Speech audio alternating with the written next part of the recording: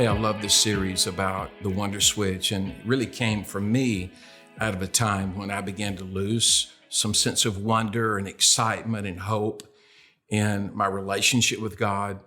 And here's the great thing about God: even when you're little, He puts something deep inside your soul, kind of a wonder switch of excitement and opportunity and transcendence, and everything is beautiful and wonderful.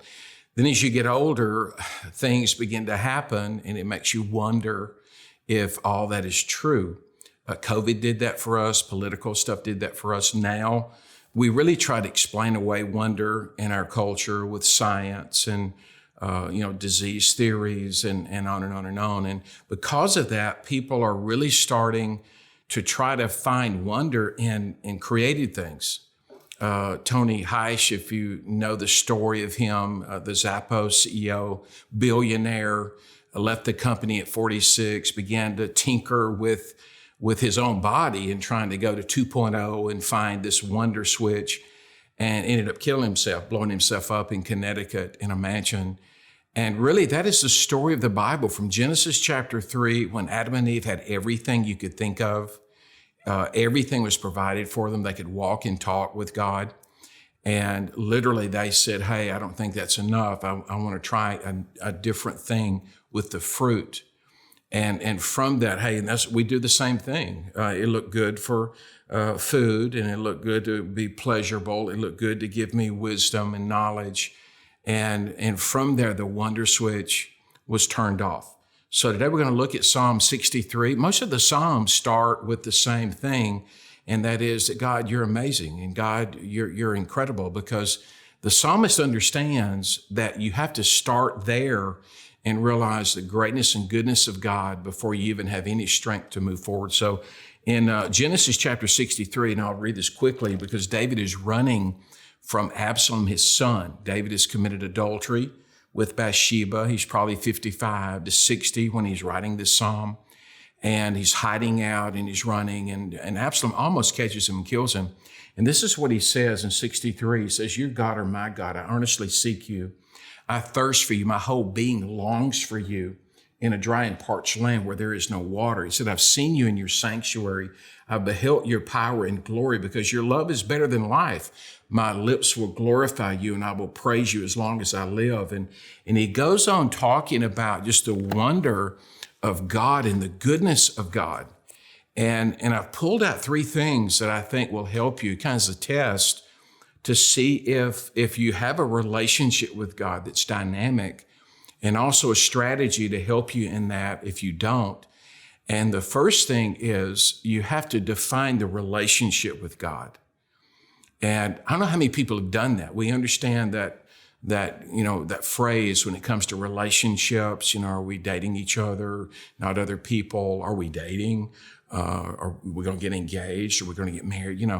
And with God, there comes a time where you have to define the relationship. And David starts out by saying, hey, God, you're my God. He says, you're my number one priority. Earnestly literally means you're number one. There is no number two. God, you're the hero. And so if you're going to have wonder and the wonder switch turned on, you got to define the relationship. And you say, what does it look like? Well, last week we talked about it. It looks like you're really seeking God. You want to dwell in His presence. You want to gaze at His beauty. I mean, there's a sense where you feel drawn to God. When I began thinking about this message in this series, I was on the beach and had this family came in. It's mostly kids that were there, and I'd been there for a couple of days, kind of looking out in the water and getting the greatness and vastness of God. And they just arrived, and I'm thinking, man, they ought to be running out in the ocean. And I turned around and looked, and they're all looking at their phones. And I thought, how amazing we've reduced the wonder and majesty of God to a little box, to our iPhone, to our computer, to whatever it is. But you begin by defining the relationship and realize, hey, it's important that I know that God is my God and I have a covenant relationship with Him. Then you dive into worship. Now, I know a lot of people are like, hey, I don't know about that. I don't know if diving into worship is really my thing. But David is like big time on worship, and he talks through how you can turn on the wonder switch when it comes into worshiping with all your heart. I mean, he begins by saying, my soul is parched. If you've ever been there, he goes, and what I need is living water. He said, I'm starving, but not for food. I'm starving for your word, for your presence.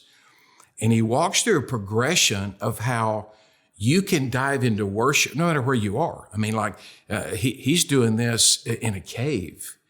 And he starts by saying, I remember all the things you've done for me. I remember your goodness and I remember your grace. Sometimes it's so easy to be negative. I mean, just your mind files hurt, forgets happiness. And the reality is you start by remembering, not by comparing. Well, if I just had this, if I had that. No, you remember God's goodness and God's grace to you. And then that leads you to sing. I mean, once you remember the grace of God, now you can turn and you can communicate. You can sing. So you say, I'm not a good singer. Well, sing in the shower, or sing in the car. Or if you can come to church, you can sing at church because the music's really loud and other people can't hear you. And it's kind of dark in there. They can't see you. But there's something that happens because God inhabits the praises of his people. And when you sing, God moves.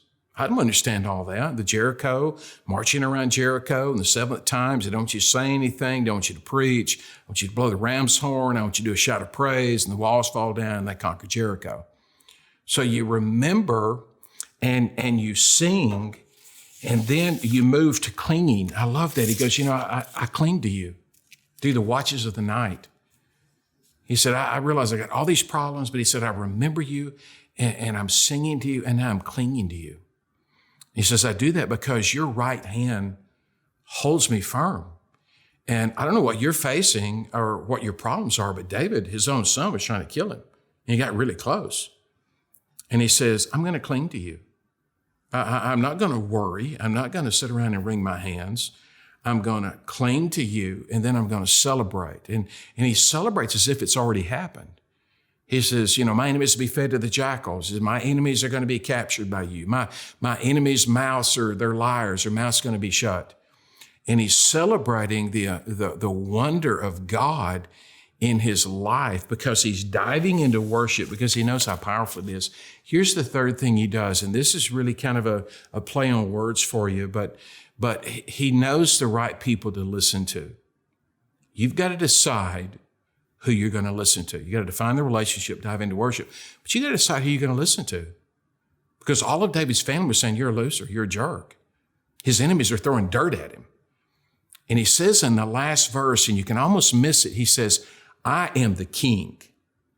That's who God says I am. And that's who I am. And that's how I'm going to walk. Listen, I don't know what people are saying to you, and you got to choose the people you're going to be around to speak into your life. But if God has given you something to say, hey, this is who you are. This is what you're going to do. You listen to him. But you listen to these other people, man, they'll turn off the wonder switch. It'll rob you of your faith. And God's voice is the only one that matters. Zephaniah says, I sing over you. My banner of you is love. So you can begin to turn on the wonder switch by simply saying, hey, I want to find the relationship. I want to dive into worship. I want to decide the people that I listen to. And you can start doing that. You can start doing it tonight, today, wherever you are, right now.